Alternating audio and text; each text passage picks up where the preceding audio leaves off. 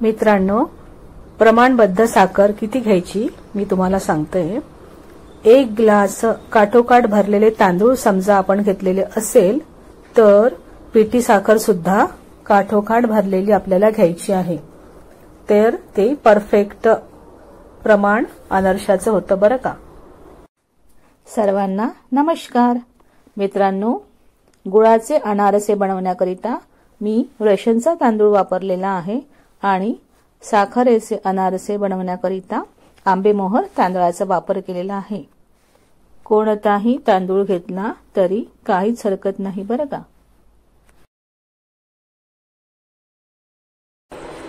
दोन्ही तांदूळ मी चौथ्या दिवशी पाण्यातून काढून घेते आहे।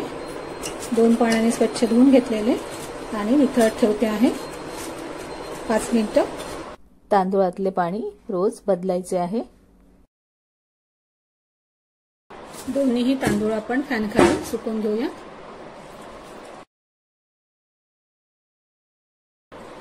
तांदूळ सुकायला किती वेळ लागणार हे वातावरणावर अवलंबून असतं। थोड्या वेळाने आपण परत हात फिरवून घेऊया तांदळावरून 10 मिनिटांनी वगैरे। याप्रमाणे ओलसर तांदूळ सुकायला पाहिजे, पूर्णपणे कोरडे सुकायला नको तांदूळ।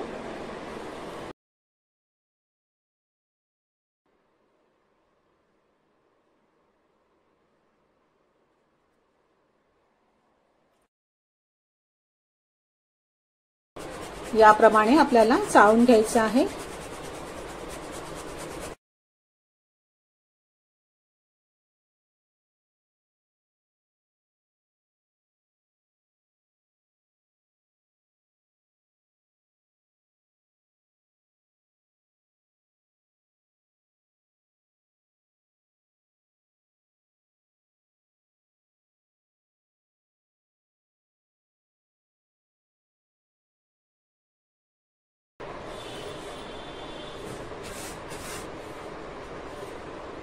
मी पहिल्यांदा जर करत असाल ना अनारसे तर थोडंसं पीठ बाजूला काढून ठेवायचं आहे।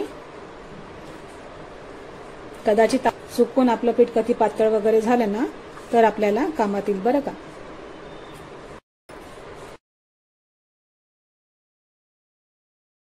मित्रांनो, प्रमाणबद्ध साखर किती घ्यायची मी तुम्हाला सांगते।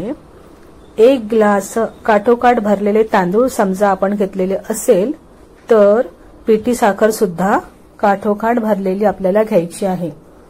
तर ते परफेक्ट प्रमाण अनारशाचं होतं बरं का। आपल्याला साखर जरा बेतानीच घ्यायची आहे, नाहीतर अनारसे तेलात सोडतात, रेलतात बरं का।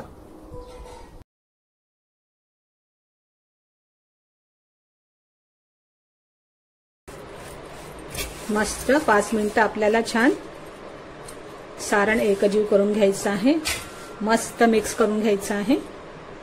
आपलं सारण जर जास्त कोरडं झालं असेल ना मित्रांनो तर मिक्सरला आपण फिरवू शकतो त्याला, म्हणजे ओलसरपणा तयार होईल बरं का सारणामध्ये। साखरेचे अनारसे बनवण्याकरिता मी इथे आंबेमोहर तांदूळ घेतलेला आहे। वेगवेगळ्या भागामध्ये मित्रांनो वेगवेगळे पद्धतीने बनवले जातात अनारसे। नागपूर साइडला साखरेचे अनारसे बनवतात आणि मुंबई सोलापूर साइडला ना गुळाचे अनारसे बनवत असतात।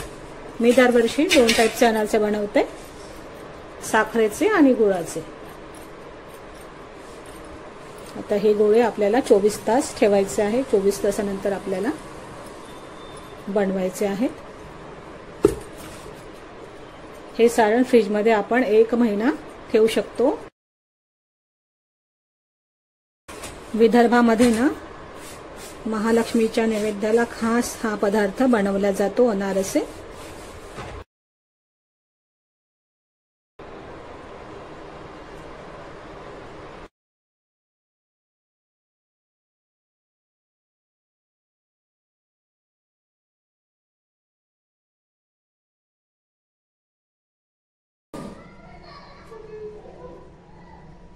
अगदी थोडं थोडंच घ्यायचंय बरं का पीठ मळण्याकरिता। दूध किंवा पाणी जास्त घेतलं ना की एकदम पातळ होतं लगेच। आणि थोडं पीठ काढून ठेवायचं आहे. कधी चुकीने पातळ झालं ना तर आपल्याला गरज भासते पिठाची. पीठ भिजवताना जरा घट्टच भिजवायचं आहे. अर्ध्या तासानंतर पीठ पातळ व्हायला लागतं.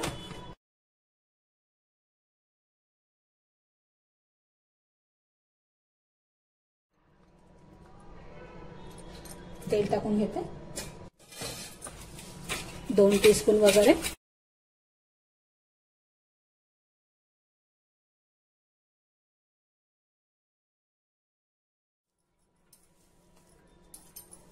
याप्रमाणे भिजवून घ्यायचं आहे आणि 1 तास मस्त मरून द्यायचं आहे आणि मग तळायला घ्यायचे आहे अनारसे.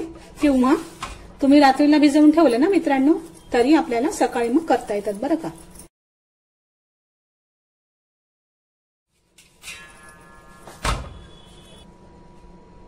थोडं तेल टाकून घेऊयात आणि मस्त स्मॅश करून घेऊयात.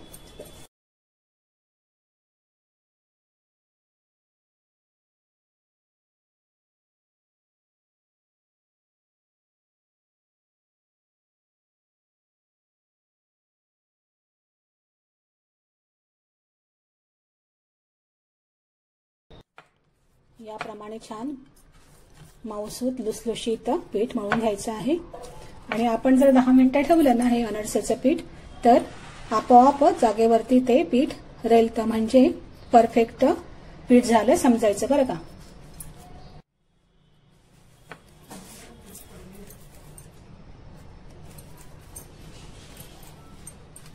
गोळे सुद्धा जागेवरती बसतात ते थोड्या वेळाने म्हणजे परफेक्ट झालेलं समजायचं.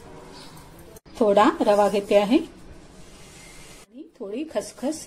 यावरती आपल्याला अनारसे थापायचे आहेत. याप्रमाणे थापून घ्यायचे आहेत अनारसे. किंवा प्लास्टिक पेपर घेता येतो आपल्याला. प्लास्टिक पेपरवरती थोडं तेल लावायचं दोन्ही साईडनी आणि लाटून घ्यायचे बोटांनी व्यवस्थित. तेल गरम झालं का चेक करूयात आपण.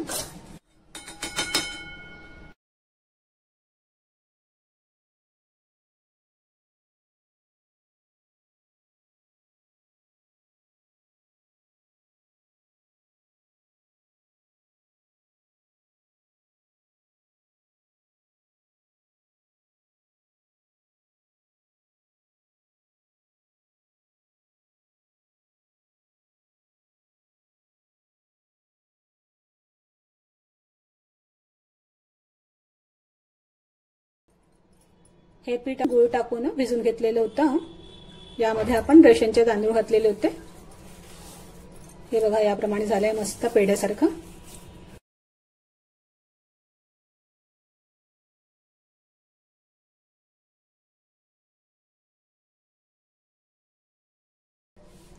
तेल टाकून घेते यामध्ये आणि मळून घ्यायचं आहे.